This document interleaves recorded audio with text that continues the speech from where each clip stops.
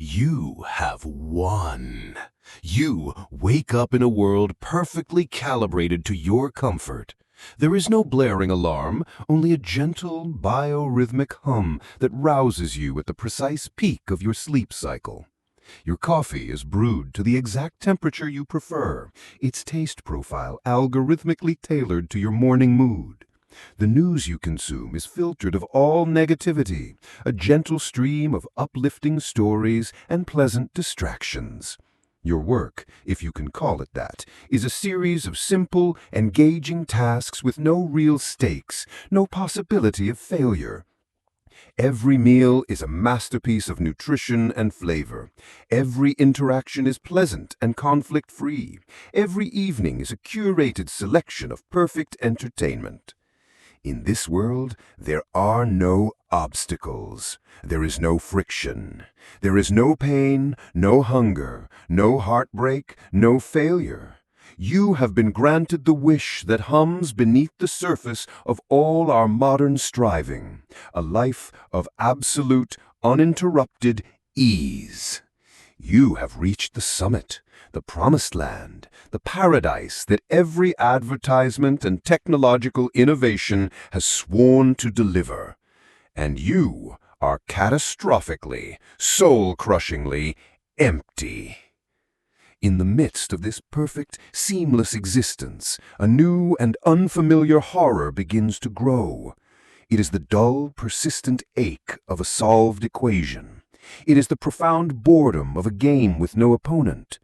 You look at your hands and see they are soft and uncalloused. You listen to your heart and hear its steady, metronomic beat, untested by terror or triumph. You try to recall a memory of overcoming a great challenge, of fighting for something you believed in, of feeling the electric thrill of snatching victory from the jaws of defeat, and the memories feel thin, like faded photographs of someone else's life. This is the great, terrifying paradox we refuse to confront. We are engineering a world that will save us from everything that makes us feel alive. We have declared war on difficulty, and in winning, we are losing ourselves. We spend our lives frantically trying to build a fortress of comfort and security, only to discover that the fortress is a tomb. We have mistaken the destination for the journey, and in our haste to arrive, we have forgotten that the meaning was never at the summit, but was forged in the climb itself. Why does a life without struggle feel so much like a life without a soul? What is this missing ingredient, this vital nutrient that is found only in the soil of adversity? We are sold the dream of a frictionless life. We want the food without the cooking, the success without the work, the relationship without the conflict, the wisdom without the pain. We want the resurrection without the crucifixion. But what if the very things we are trying to eliminate are the only things that give our lives shape, texture, and significance? What if our scars are the only proof we have that we have truly lived? A kite cannot fly without the violent opposition of the wind. A muscle cannot grow without the resistance of a heavy weight. A diamond cannot be formed without immense, crushing pressure. Why do we believe the human spirit is any different? We have become a culture of spiritual atrophy, diligently avoiding any and all resistance, and then wondering why we feel so weak, so fragile, so adrift. This emptiness is not a malfunction, it is a feature.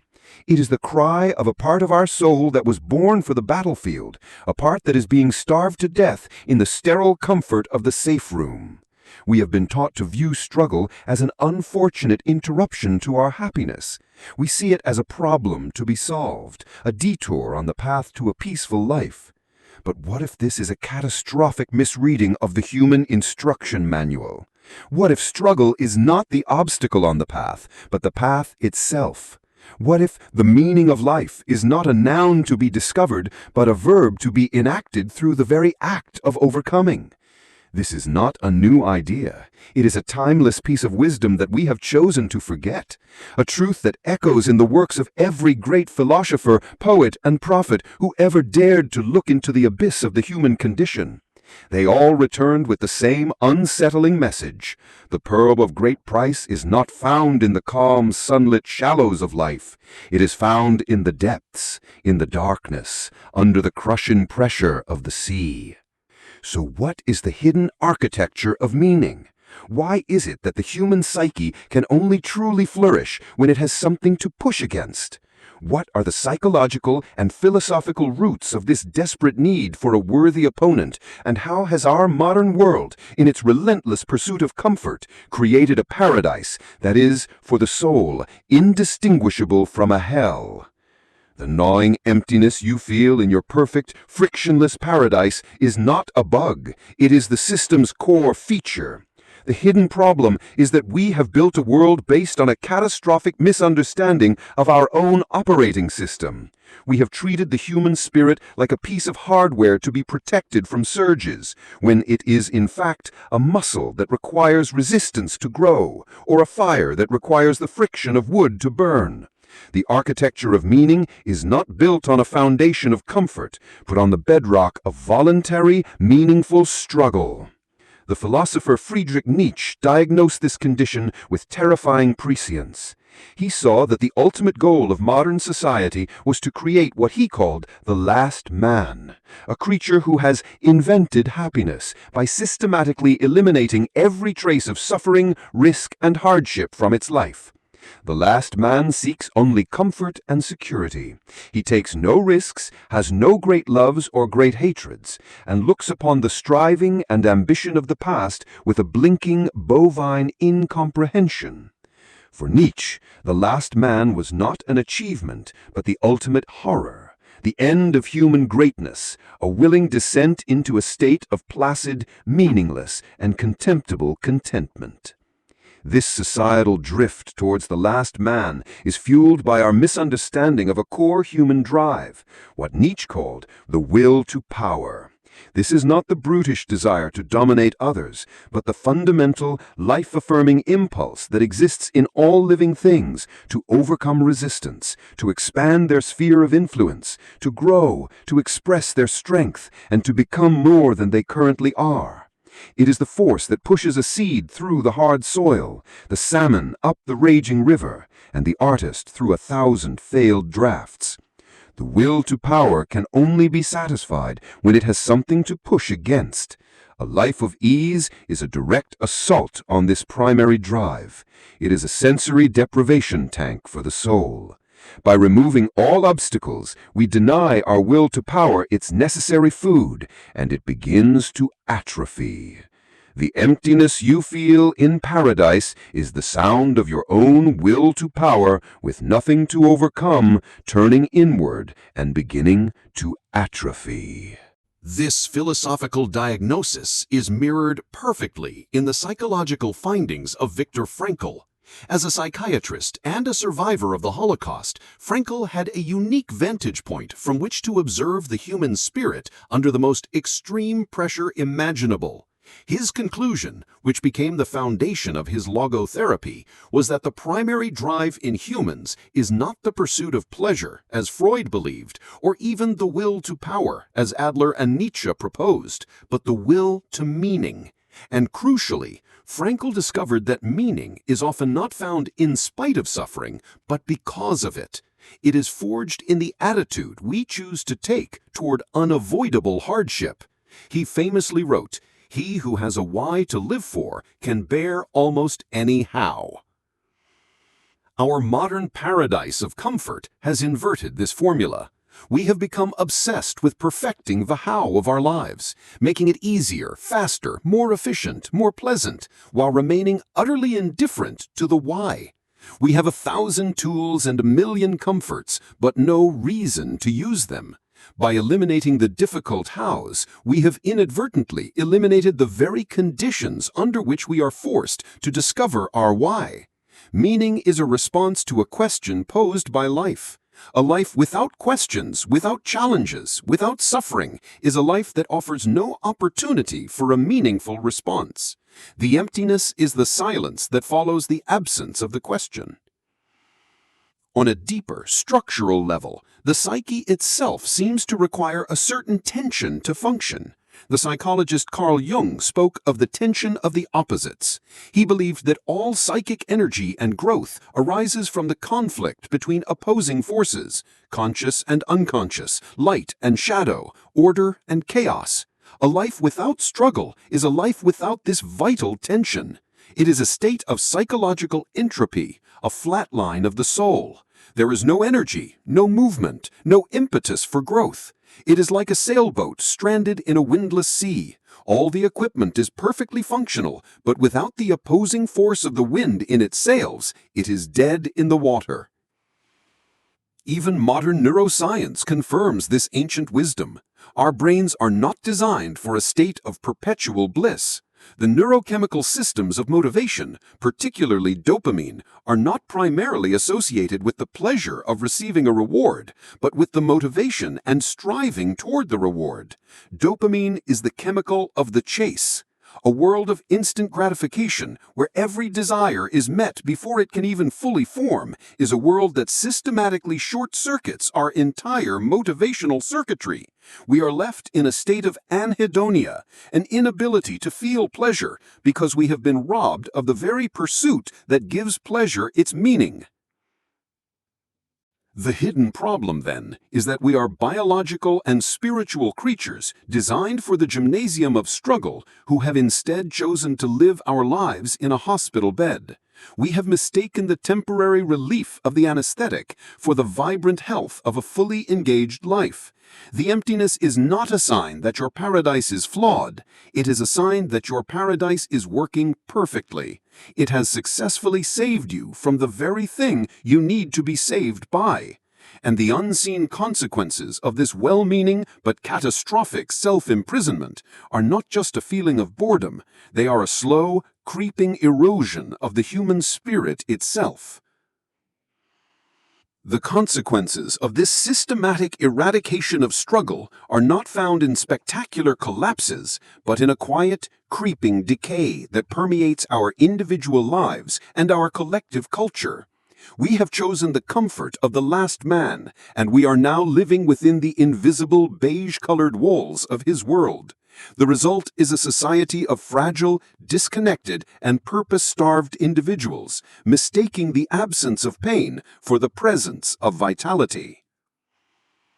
The first and most immediate consequence is the birth of a new and pervasive form of psychological fragility. By shielding ourselves from hardship, we have prevented the development of what psychologists call anti-fragility, the quality of not just enduring stress, but of actually becoming stronger through it. We have become like trees grown in a biodome, with no wind to challenge them. Their trunks are slender and weak. The moment they are exposed to a real storm, they snap. This is the modern condition. We have meticulously engineered the wind out of our lives, and in doing so have cultivated a generation of profound emotional brittleness. Minor setbacks are experienced as major traumas. Disagreements are perceived as existential threats. The normal, unavoidable friction of human existence, rejection, disappointment, failure, becomes a source of incapacitating anxiety and depression, because our psychological immune systems have never been exercised. We have traded the resilience of the oak for the fragility of the orchid, and then we wonder why we break so easily. This individual fragility metastasizes into a culture of profound risk aversion. A society that fears struggle becomes a society that fears the future. Innovation, exploration, and progress, which are inherently risky and defined by the struggle to overcome the unknown, are replaced by a managerial obsession with safety, security, and the optimization of the present. The great, audacious, moonshot projects of the past, which were fueled by a willingness to endure spectacular failure, give way to a culture of incremental updates and minor improvements. We are no longer trying to build cathedrals, we are trying to find a slightly more efficient way to arrange the pews. This timidity infects our personal lives. We choose the safe career over the one that ignites our passion. We stay in comfortable relationships that lack depth and fire. We mistake the absence of struggle for stability, not realizing that a life without risk is the greatest risk of all, for it guarantees that we will never become who we are capable of being. The third and perhaps most insidious consequence is the trivialization of meaning itself. In a world devoid of genuine, high-stakes struggle, the human need for meaning does not disappear. It simply attaches itself to smaller and smaller things. Our innate drive to overcome, to fight for something, is channeled into trivial pursuits. We get into vicious, impassioned arguments with strangers on the internet about meaningless topics. We invest our entire sense of identity and purpose into our allegiance to a brand, a sports team, or a celebrity. We mistake the struggle of assembling a piece of IKEA furniture for a genuine act of creation. This is what can be called Ersatz struggle, a synthetic, low-stakes substitute for the real thing. Our will to power, starved of a worthy opponent, latches on to these trivialities and treats them with the death or life seriousness that our ancestors reserved for hunting a mammoth or defending the tribe. This leads to the final and most ironic consequence. In our frantic attempt to escape suffering, we have created a new and perhaps more unbearable form of it. The pain of a difficult climb, while acute, is purposeful. It is the pain of growth, of becoming. But the suffering of a meaningless, comfortable life is a dull, chronic, and pointless ache. It is the pain of stagnation. It is the suffering of the void. We have traded the noble suffering of the hero on a quest for the quiet, desperate suffering of the prisoner in a gilded cage. We have become so terrified of the sharp, clean pain of a wound that we have opted instead for the slow, septic decay of a life unlived. The emptiness is no longer just a feeling. It is an environment. It is the air we breathe in our climate-controlled, perfectly optimized world. We are living in the last man's paradise, a world where everything is easy and nothing matters. We have all the answers to the small questions of comfort and convenience, but we have forgotten that the only questions that truly nourish the soul are the great, difficult, and perhaps unanswerable ones. The unseen consequences have become our reality. We are safe, we are comfortable, and we are dying of thirst in a world flooded with Evian. We have mistaken the menu for the meal, and our souls are starving. The escape from the gilded cage of comfort is not a matter of adding more pleasure or optimizing your routine. It is a rebellion. It is a conscious, deliberate, and often painful reintroduction of meaningful resistance into your life. It is the act of turning your back on the paradise of the last man and choosing instead the difficult, dangerous, and profoundly meaningful wilderness of your own potential. This is not about seeking pointless suffering, but about embracing voluntary, purposeful struggle as the very engine of a life well lived. The first act of rebellion is to declare war on your own comfort zone. Your comfort zone is not a place of safety. It is a training ground for weakness. You must learn to view the feeling of comfort not as a goal, but as a warning sign, a signal that you have stopped growing. This rebellion is waged in small, daily acts of voluntary hardship. Do the hard thing first.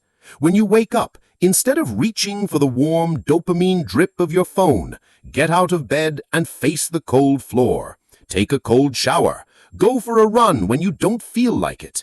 Read a difficult book that challenges your worldview instead of consuming easy, agreeable content. In every domain of your life, identify the path of least resistance and then, with deliberate intention, choose a harder, more challenging alternative. These small acts are not about self-punishment. They are a form of spiritual weightlifting. You are systematically training your mind and body to tolerate and even thrive on discomfort, building the anti-fragility that a life of ease has allowed to atrophy. The second act of rebellion is to find your worthy opponent. The human spirit needs a dragon to slay. A life without a great, defining challenge will always feel small and insignificant. This is not about finding an enemy, but about committing to a project so ambitious, so difficult, and so meaningful to you that it will demand that you become more than you are. This is your personal moonshot. It could be mastering a difficult skill, building a business from scratch, creating a significant work of art, or dedicating yourself to a cause that is bigger than you are. The key is that the project must carry the very real possibility of failure. If there is no risk, there is no growth. This worthy opponent provides the necessary resistance that your will to power craves. It gives you a why that is powerful enough to make you bear any how. It transforms your life from a series of disconnected, pleasure-seeking moments into a coherent, meaningful quest. The struggle to overcome the obstacles in the path of your great work ceases to be an annoyance. It becomes the very substance of your life's meaning. The third and most profound act of rebellion is to learn to love the process of the struggle itself. Our culture is obsessively goal-oriented. We are taught to endure the pain of the process only for the sake of the prize at the end. This is a trap. The rebellion lies in shifting your focus from the destination to the journey, to find the meaning not in the victory, but in the fight. This is the essence of Nietzsche's concept of Amor Fati, to love your fate. It means loving the struggle, the pain, the uncertainty, and the setbacks, not because they are pleasant, but because they are the necessary ingredients of your becoming. It is the ability to say yes to the entire, messy, difficult reality of your quest. When you are truly engaged in this way, the distinction between success and failure begins to blur. The lessons learned from a spectacular failure can be more valuable than the fruits of an easy victory. The goal is no longer to win the game, but to become the kind of player who is worthy of the game itself. You fall in love with the feeling of your muscles burning on the climb because you know it is the feeling of growth. This rebellion is a radical act of unlearning. It requires you to consciously reject the promises of a society that wants to keep you safe, comfortable, and weak. It means choosing the anxiety of the unknown over the boredom of the predictable. It means reframing your relationship with pain, seeing it not as an enemy to be avoided, but as a teacher to be respected. It requires you to look at your soft, uncalloused hands and decide that you want them to bear the marks of a life fully engaged. This is not a path of grim asceticism, but one of profound, vibrant joy. The joy of a kite fighting against the wind and soaring. The joy of a muscle tearing and rebuilding stronger. The joy of a spirit tested by fire and emerging not unscathed, but tempered, resilient, and finally, truly alive. This difficult path is the only one that leads out of the empty paradise, and it is the necessary preparation for the final, most powerful realization of all. You have begun the rebellion. You have declared war on your comfort zone, chosen a worthy opponent, and started to find a strange, deep joy in the process of the struggle itself. You have turned your back on the sterile paradise of the last man and have begun to walk the difficult, uncertain, and exhilarating path of becoming. The emptiness has started to recede, replaced by the purposeful ache of a muscle being worked, the sharp focus of a mind engaged in a meaningful quest. But this journey into hardship is not just a strategy for a better life. It is a pilgrimage that leads to a final, shattering, and ultimately transcendent realization. The ultimate truth is not that struggle is necessary for a meaningful life. The ultimate truth is that struggle is the meaning. The two are not separate. We have been operating under a false dichotomy. We imagine life as the moments of peace, happiness, and arrival, and struggle as the unfortunate, necessary evil we must endure to get to those moments. We see our existence as a series of peaceful valleys separated by treacherous mountain ranges. The entire goal, we believe, is to cross the mountains as quickly as possible to get to the next valley. But this is the final and most profound illusion. The ultimate realization is that there are no valleys. There are only the mountains. The entire substance of your existence, the very texture of what it means to be alive, is the climb. This is not a pessimistic or a grim worldview. It is a profoundly liberating one. It is the realization that the meaning of your life is not a destination you arrive at, but a quality of being that you inhabit during the act of striving. The purpose of lifting the heavy weight is not to have a moment of rest at the top. The purpose is found in the straining, tearing, and rebuilding of the muscle during the lift itself. The meaning of the artist's life is not the moment the masterpiece is hung in a gallery.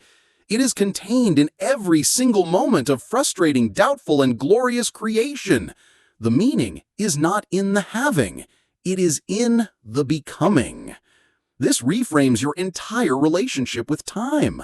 The constant anxious striving for a future moment of arrival, the moment you are successful, healed, enlightened, or happy, is revealed as the ultimate trap. It is a constant deferral of life. By placing the meaning of your life in a future that has not yet arrived, you render the present moment, the only moment you ever actually have, into a mere stepping stone, a means to an end. The rebellion against a life without struggle culminates in this rebellion against a means to an end existence. You stop living for the future and start living from the present. You realize that the summit is a myth. The point of climbing is not to reach the peak, but to engage fully in the act of climbing right here, right now.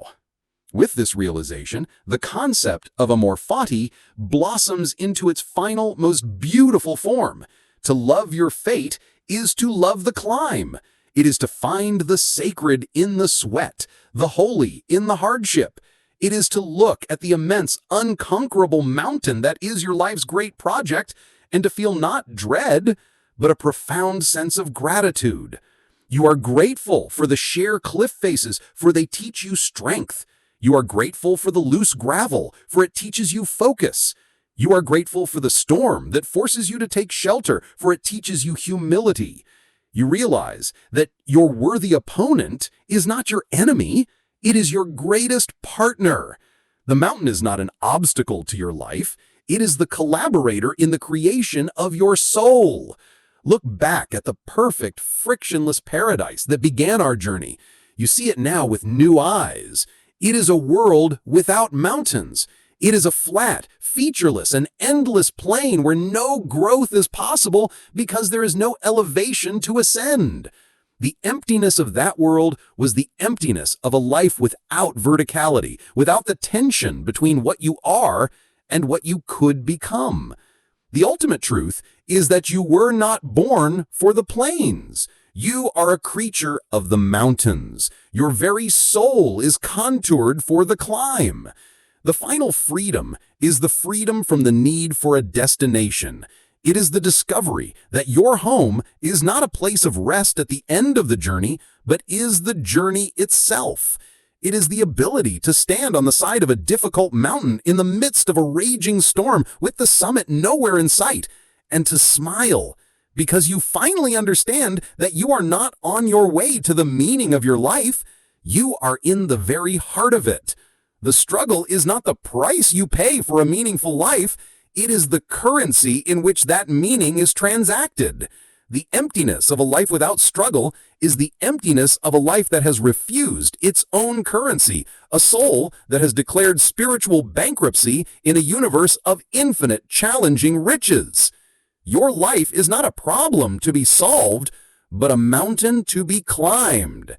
And the point is not to conquer it, but to be conquered by it, to allow its magnificent, terrible, and beautiful resistance to shape you into the person you were always meant to become.